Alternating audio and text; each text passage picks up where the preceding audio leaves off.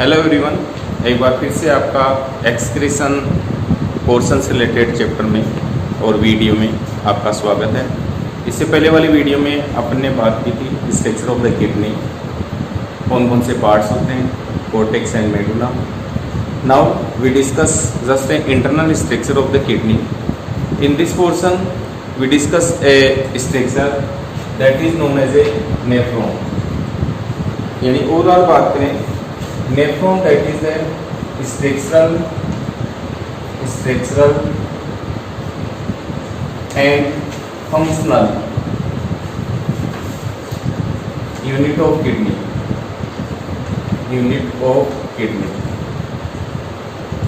and approximate nearby 1 million nephrons are present in the kidney। यानी एक kidney में बात करें तो अप्रोक्सीमेट 1 मिलियन के लगभग जो नेफ्रॉन्स होती है वो प्रेजेंट होती है, और वही मेन स्ट्रक्चरल और फंक्शन यूनिट यानी सारा जो अपना एक्सक्रीशन प्रोसेस होगा, इट मीन्स फिल्ट्रेशन या फॉर्मेशन ऑफ द यूरिन होगा, वो नेफ्रॉन की हेल्प से ही होगा। तो आइए आज बात कर रहे हैं अपन नेफ्रॉन की। तो फर्स्ट ऑफ ऑल इसकी लोकेशन देखें, नेफ्रॉन होती है वो किस हिसाब से किडनी में अरेंज होती है। This one is the location either position of the nephron in the kidney, that is the kidney. We already discussed there are the two parts of the kidney, one is outer part and another one is inner part. The outer part known as a cortex, this one is the outer part, and this one is the middle part, you can also say inner part, that is the medulla. In this position, that is the location either position of the nephron. The upper part of the nephrons are located into the cortex portion, and the rest part either below portion of the nephron present inside either towards the medulla portion. So that is the diagram of the nephron. In this there are overall number 1 is Malpighian body. The first portion, that is the Malpighian body. Malpighian bodies are formed from two main parts. Number 1 is glomerulus, this one is the glomerulus, and number 2 cup-shaped structure that is known as a Bowman capsule. The first structure, either first part of the nephron, that is known as Malpighian body, and that this Malpighian bodies are consists of two main parts. One is glomerulus and second one is Bowman capsule। यानी nephron का जो first part है, ये वाला portion है, ये पूरा portion क्या कहला रहा है, मेलपीजियन बॉडी। इस मेलपीजियन बॉडी के टू पार्ट है। This one is glomerulus, that is the glomerulus. This one is the glomerulus. These are the network of blood vessels. And the cup-shaped structure, this one is the cup-shaped structure, एक प्याले जैसी structure, that is known as a Bowman capsule. Firstly, we discuss just the diagram. After that, what are the function, yeah, what are the parts, function of the different parts of the nephron. Now, the second part, that is the coiled structure. This one is the coiled structure. From this one is to this one is in pink color. These second structure known as a PCT. The full form of PCT known as a P for proximal convoluted tubule.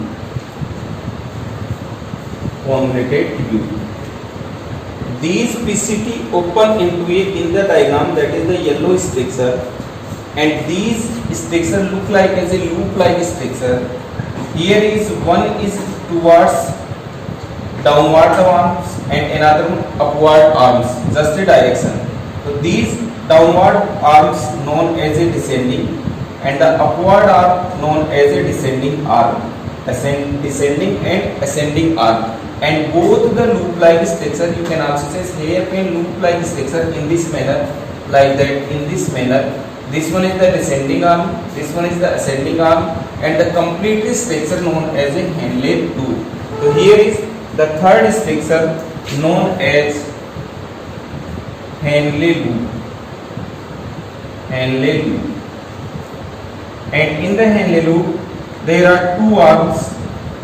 Number one is descending arm, and number two is ascending arm.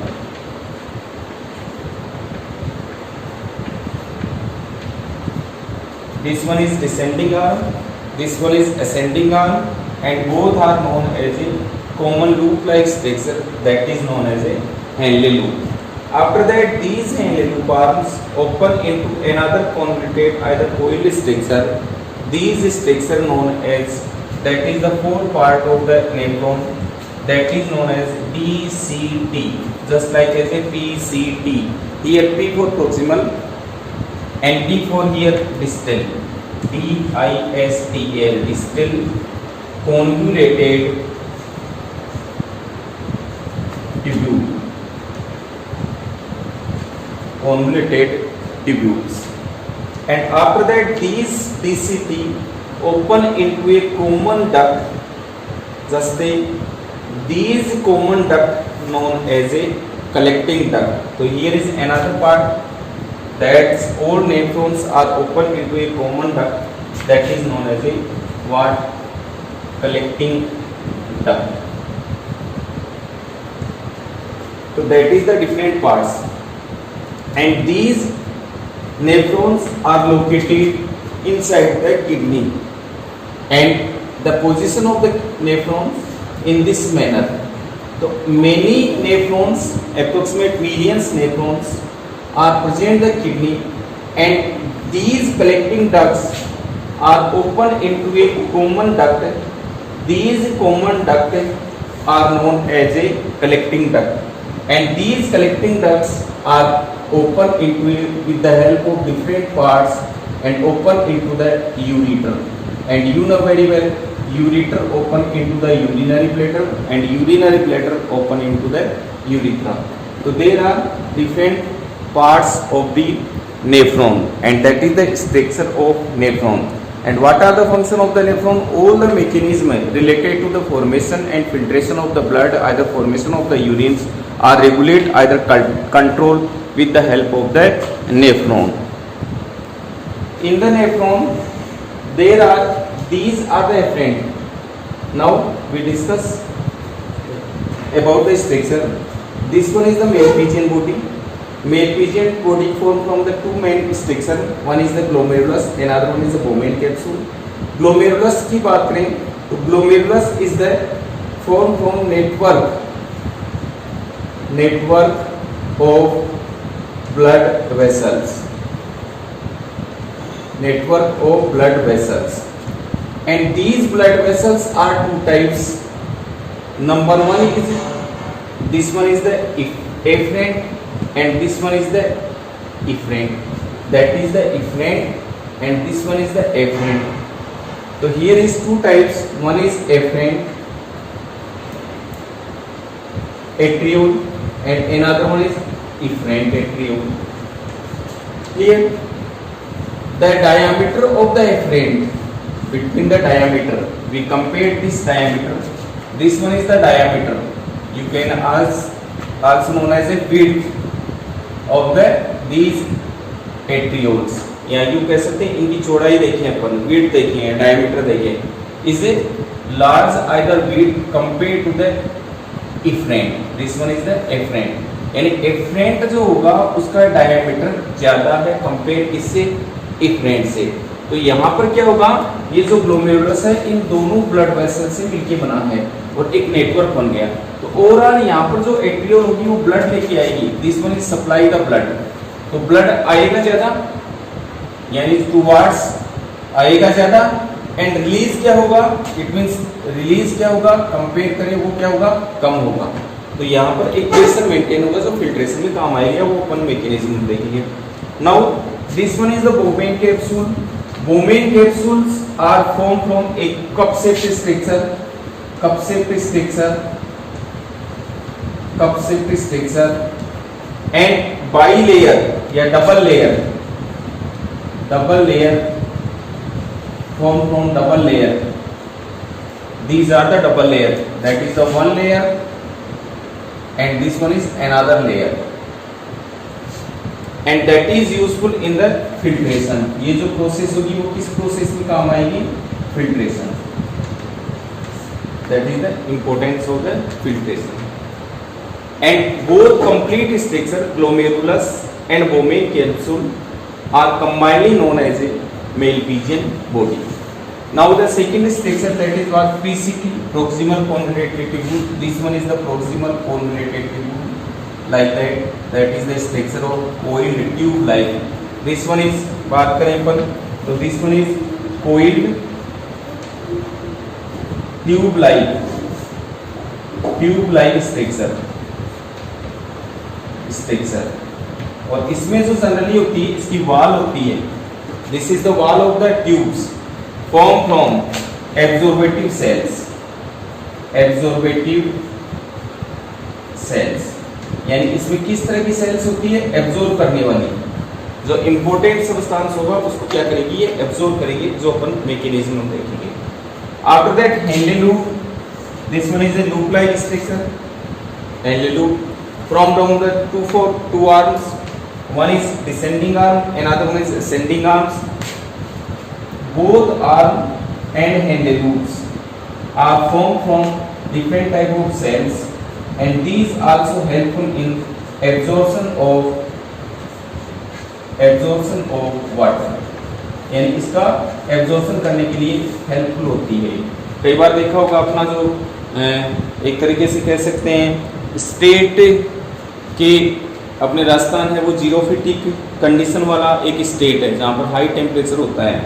और जो camel की बात करें तो उसको ऐसे मानते हैं कि कई दिनों के बाद वो पानी पीता है. तो ये क्या होता है? इसका बेसिक रीज़न होता है इसका हैंडल लार्ज होता है. That is the scientific reason. For this purpose इसमें जितना ज़्यादा हैंडल लार्ज होगा उतना ही वाटर का एब्जॉर्प्शन क्या होगा? मैक्सिमम होने के चांसेस रहेंगे. तो that is the importance of the handle loop. After that PCT, same thing according to just like as a PCT, that is also a coiled structure. This one is the coiled structure, and that is also useful in absorption of different substance. Absorption of different useful substance. It means इसकी जो sales होती है वो कैसी होती है? एब्जॉर्बेटिव sales होती है. Clear. And lastly that is the collecting duct. Collecting duct में भी जनरली वाटर होता है, उसका एब्जॉर्प्शन होता है. Water and some other substance water absorbs. After that in the nephron एक अलग जो स्ट्रक्चर होती है. These are the just a network from the different atriole just towards the handle loops and form a network like structure. These network like structure known as a vasa recta.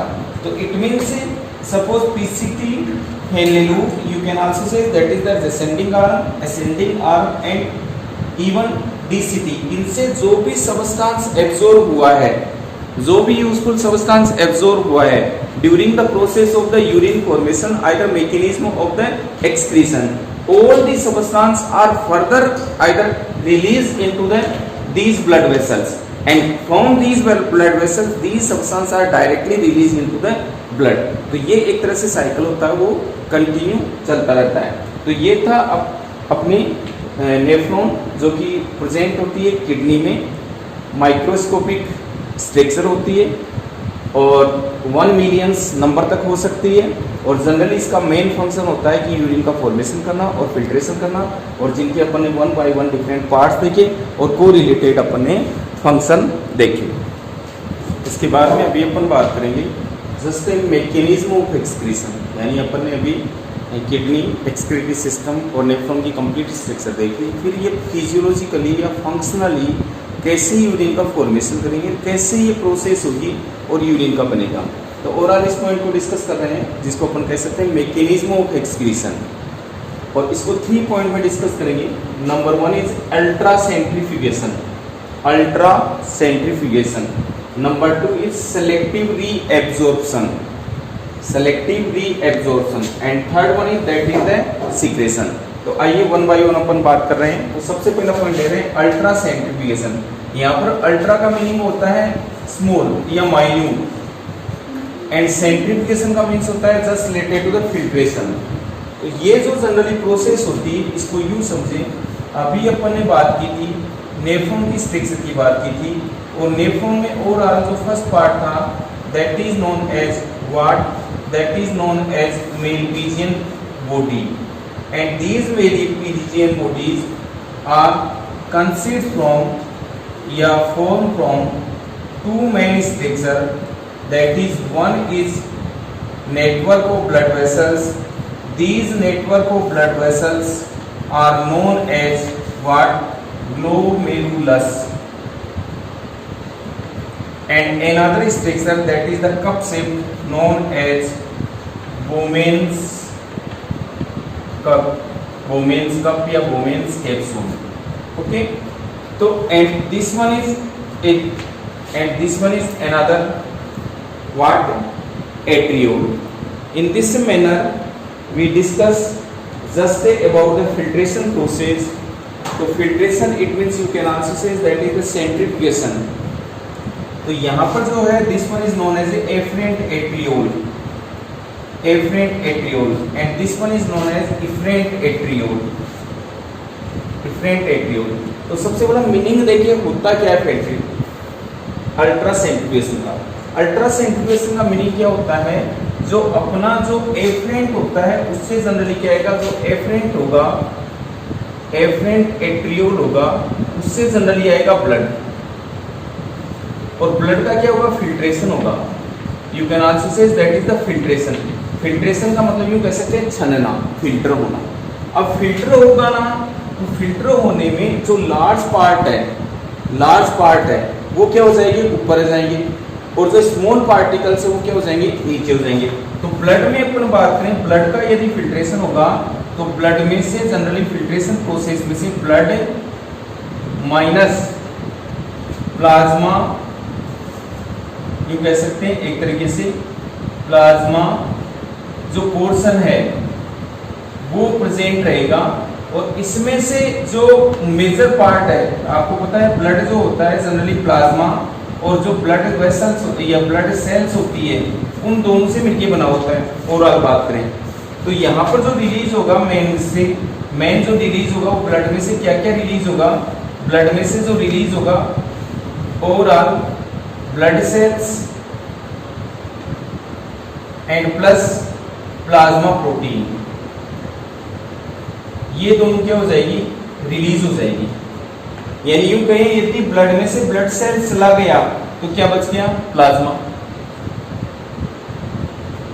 और plasma में से, या इसको यूं कह सकते हैं overall blood में से ब्लड सेल्स निकाल दी तो बचा क्या, प्लाज्मा। तो यदि इसको यूं भी कहें कि प्लाज्मा में से यदि प्लाज्मा प्रोटीन रिलीज हो गई तो ये पोर्शन जनरली क्या कहलाता है, that is known as a glomerular filtrate, filtrate. यानी इसको यूं समझो, ये जो ब्लड आया, blood suppose this one is the blood, that is the blood, और इस ब्लड का छनना होगा। यहाँ पर छनने में जो निकलेगा क्या, वो क्या निकलेगा, मोटे जो पार्टिकल है यानी बड़े जो पार्टिकल है, और बड़े पार्टिकल क्या क्या है, एक तो ब्लड सेल्स, और ब्लड सेल्स क्या क्या हो गई आपकी, आरबीसी हो गई, डब्ल्यूबीसी हो गई, और क्या हो गई, प्लेटलेट्स। और इसके अलावा suppose these are the plasma protein, that is the plasma protein, this one is what, plasma protein. ये क्या होगी, ये यहीं रह जाएगी। रेस्ट पार्ट जो छनकर आएगा, जो छनकर आएगा इसमें, तो व्हाट द पीसीटी, वो जो स्ट्रक्चर है वो क्या कहलाएगा, this one is known as a glomerular filtrate,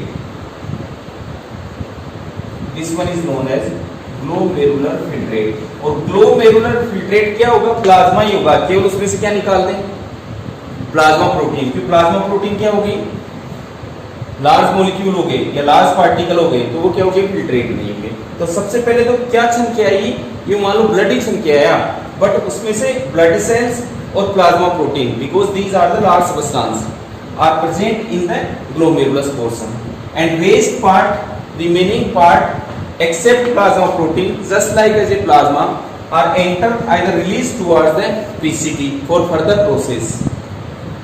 clear? तो अब ये जो ग्लोमेरुलर फिल्ट्रेट है, this one is the glomerular filtrate. These glomerular filtrate are run towards the PCT for the further process. That is the important things. Here is the formation of the glomerular filtrate. But ये जो process हुई वो कैसे हुई, that is the important things. Process हुई वो कैसे हुई, यहाँ पर जनरली ये जो प्रोसेस होगी फिल्ट्रेशन की जो प्रोसेस होगी अपन बात कर सकते हैं पहला पोर्शन में। फिल्ट्रेशन होगा वो जनरली क्या होगा, एक तो एफरेंट जो है, एफरेंट एट्रियोल, उसका जो ब्लड है या जो डायमीटर है, डायमीटर वो क्या है, लार्ज है या बड़ा है, कंपेयर किसके एफरेंट एट्रियोल से। नंबर वन थिंग्स, यानी इसका जो डायमीटर है वो क्या है, ज्यादा है। जिससे ओवरऑल बात करें तो क्या होगा, ब्लड होगा, क्या होगा, ब्लड का जो प्रेशर होगा वो क्या होगा, कम होगा, ज्यादा, ब्लड का प्रेशर क्या होगा, ज्यादा होगा। यानी कोई चीज आएगी ज्यादा, यानी बड़े पाइप से अपन छोटे पाइप में, मान लो टंकी से पानी आ रहा है तो बड़े पाइप से आ रहा है, बट घरों में जो पानी जा रहा है वो तो बाथरूम में छोटे पाइप से जा रहा है, तो प्रेशर से आ रहा है कि नहीं। तो यहाँ पर आ रहा है ज्यादा और निकल रहा है कम, due to the difference between what, afferent and efferent arteriole. And other things, जो सेकंड पॉइंट है, जो जनरली इस बोमेन कैप्सूल होता है, बोमेन्स कैप्सूल, बोमेन कैप्सूल, उसकी जो वॉल होती है या जो लेयर्स होती है उसमें स्मॉल पोर होते हैं, small pore, you can also say that is the pits, just like as a that is helpful in the filtration. तो ये जो प्रोसेस होगी वो छन्ने में हेल्प करेगी, ठीक है। तो इस तरीके से फिल्ट्रेशन प्रोसेस हुई, यानी जो भी ब्लड आया वो इस आपके नेफ्रॉन के मेलपीजियन बॉडी के ग्लोमेरुलस एंड बोमेन कैप्सूल की हेल्प से क्या हुआ, वो फिल्ट्रेट हुआ। और फिल्ट्रेट हुए तो लार्ज मॉलिक्यूल हुए, वो क्या हुए, इस कप में रह गए, एंड स्मॉल मॉलिक्यूल या सब्सटेंस हुआ वो रिलीज होके किस में आ गया, पीसीटी में आ गया। इसको अपन डेली लाइफ में अपन घर में एग्जांपल के रूप में देख सकते हैं। जैसे चाय बनाते हैं तो चाय में अपन क्या क्या डालते हैं, मानो दूध भी डाल रहे हैं, शुगर भी डाल रहे हैं, अदरक भी डाल रहे हैं, इलायची भी डाल रहे हैं, चाय पत्ती भी डाल रहे हैं। तो जो अपनी छलनी है जिसे फिल्टर कर रहे हो आप, या कोई भी कपड़ा है जिससे अपन छान रहे हैं और उस चाय को कलेक्ट कर रहे हैं कप में या गिलास में, तो जो कपड़ा हो गया, these act as a Malpighian body. You can also say that is the glomerulus and Bowman capsule. And the चाय complete structure है जो गैस से पकने के बाद अपन डाल रहे हैं, that is the blood. इसमें जो लार्ज मॉलिक्यूल है, जस्ट लाइक एज ए अदरक, जस्ट लाइक एज ए इलायची, जस्ट लाइक एज ए चाय पत्ती, तो वो सब large particle just like as a what, blood cells and plasma protein. Rest जो अपन चाय पीते हैं कप में या गिलास में छन के आई है, वो किसका काम करेगी, that is the glomerular filtrate. और वो ग्लोमेरुलर फिल्ट्रेट कंटिन्यू रन करेगी। आपके नॉलेज के लिए मैं बता रहा हूँ, ओवरऑल, ये हालांकि सिलेबस से बाहर है, जस्ट आपके नॉलेज के लिए बता रहा हूँ। ओवरऑल अपनी जो बॉडी है उसमें अप्रोक्सीमेट 5 लीटर ब्लड होता है, उसका मैक्सिमम पोर्शन होता है, एवरेज अपन बात करें तो 1100 ml पर मिनट किडनी में सप्लाई होता है। और इस 1100 ml में से 125 ml पर मिनट क्या बनता है, ग्लोमेरुलर फिल्ट्रेट बनता है, यानी ग्लोमेरुलर फिल्ट्रेट। यानी जो आपकी कप में चाय आई है ना, वो छन के आई है, वैसे हर मिनट में इस ग्लोमेरुलस और मेलपीजियन बॉडी से 1 मिनट में 125 ml फिल्ट्रेट छन के आता है। तो ओवरऑल देख लो आप, 125 इंटू 24 आवर एंड 60 मिनट इसको करें तो अप्रोक्सीमेट बात करें तो अपने जो आवर हो गए वो इतने आवर हो गए, इतने मिनट हो गए, सॉरी आवर नहीं, इतने मिनट हो गए। एक दिन में कितने घंटे? 24, और उसमें कितने मिनट हो गए? 60। कितने मिनट हो गए? तो 1440 इंटू 125 ml को यदि मल्टीप्लाई करें तो अप्रोक्सीमेट 180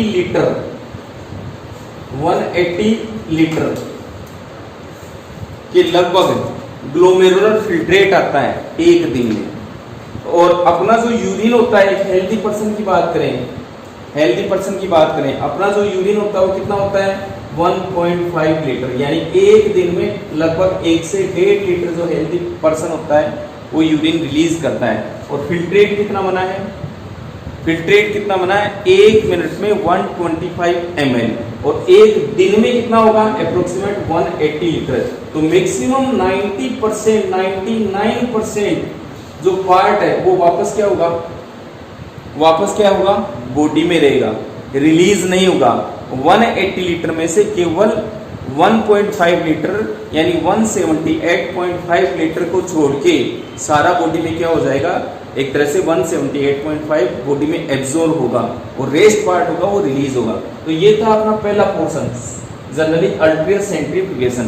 अभी मैं ये पोर्शन इसलिए बताया हूं कि अभी नेक्स्ट पॉइंट डिस्कस करेंगे, that is known as selective reabsorption. आपका जो ग्लोमेरुलर फिल्ट्रेट छन के आया तो उसमें क्या हुआ? मेनी सबस्टांस प्रेजेंट थे except RBC, WBC, platelets and plasma protein. Rest जो प्लाज्मा का पार्ट है, प्लाज्मा में अपन ने लास्ट टाइम पे डिस्कस किया था कंपोजिशन में, या डिफरेंट कंपोनेंट देखे थे जिसमें ग्लूकोज भी हो सकता है, न्यूट्रिएंट्स भी हो सकता है, अदर पार्ट भी हो सकते हैं। तो केवल नाइट्रोजिनस वेस्ट पार्ट को छोड़ के बाकी जो अदर सबस्टांस है, for example glucose, amino acid, proteins, gases, water, वो सब क्या होंगे? नेफ्रॉन के जो अदर पार्ट थे, PCT, DCT, Henle loop and collecting duct, उस समय क्या हो जाएंगे? एब्जॉर्ब हो जाएंगे। तो अभी अपन बात करेंगे next portion, that is what? Selective reabsorption. तो इसमें सेलेक्टिव रीएब्जॉर्प्शन में जो प्रोसेस होता है उसका मीनिंग क्या होता है? जनरली अपन कह सकते हैं सेलेक्टेड सबस्टांस या materials are absorbed by the nephrons। अब सेलेक्टेड सबस्टांस क्या है? सेलेक्टेड सबस्टांस यानी क्या हुआ? अपना जो GF था, you can also say that is the glomerular filtrate. इसमें जो भी सबस्टांस है क्या क्या हो सकते हैं? For example amino acid, example glucose, vitamins, hormones, water, minerals in the form of sodium, chloride, potassium, etc. and nitrogenous waste, for example ammonia, urea, etc. तो इसमें ये जो पोर्शन देखें, दिस वन इज, इसको छोड़ के रेस्ट जो part है, आपका अपन ने पहले वाले डायग्राम में बात की जिसमें जो ग्लोमेरुलर फिल्ट्रेशन प्रोसेस हुई और अल्ट्रा सेंट्रीफ्यूगेशन हुआ, इसमें से ये जो जीएफ था ग्लोमेरुलर फिल्ट्रेट वो निकल के यहाँ पर आया। तो यहाँ पर आपको पता है that is known as a PCT, and after the another structure already discuss कर चुके हैं अपन इससे पहले वाले पोर्शन में, that is known as what? Henle loop, that is the structure of nephron, and this one is known as what? DCT, suppose distal convoluted tubule, and this one is known as what? Collecting duct, this one is DCT। तो ये सारा जो भी material होगा ये glomerular filtrate होगा, वो run करेगा फ्रॉम PCT यानी प्रॉक्सिमल कन्वर्टेड ट्यूब्यूल, DCT यानी distal converted tubule, and Henle loop and lastly collecting duct of the nephron. So those substance are absorbed by these structure, either these tubules. Clear? So it means these walls, either these tubes are formed from epithelial cells, and these cells are useful in absorption of selected and useful substance